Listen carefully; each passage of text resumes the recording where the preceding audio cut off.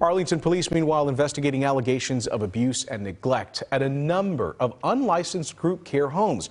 And they're now talking to city leaders about the possibility of regulating these types of facilities. It's a big factor here. Officers arrested Regla Sue Beckware last month for endangering one of her clients, and they do expect more charges to be filed against her. Our Caroline Vandergriff has been looking into just how these bed and board homes are able to operate with little to no oversight.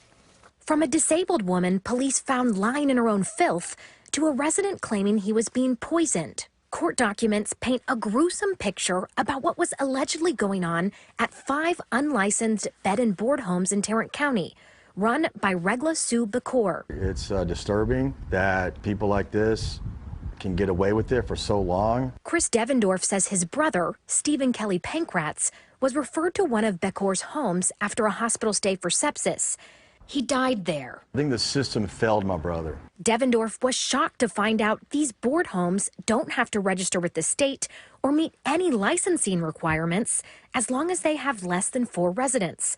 That's why the Arlington fire marshal found there was no violation at one of Beckware's homes back in November, even after a neighbor called 911 about a man who needs a wheelchair to get around, lying in the backyard by himself. These are people who are literally preying upon some of the most vulnerable people in our society. Dennis Burrell is the executive director of the Coalition of Texans with Disabilities. He says these unlicensed board homes are a problem across the state, often the only option for low-income people dealing with disabilities or illness. There should never be, an unlicensed, unregulated type of residence like that. Let's get rid of them. State lawmakers did pass a few bills last session to address some of the concerns. Landlords and employees are now required to report abuse or neglect in these settings, and hospitals aren't supposed to discharge patients to unlicensed boarding homes unless the patient requests it.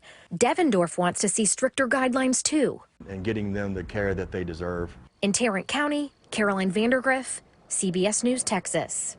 So Arlington police, they need your help in this case. They want to make sure they're not missing any additional homes that were operated by Beckware, or if there are any similar bed and board houses where people are also being victimized. The department has set up a special tip line for more information. It's 817-575-3230. Texas Adult Protective Services also investigating the homes run by Beckware.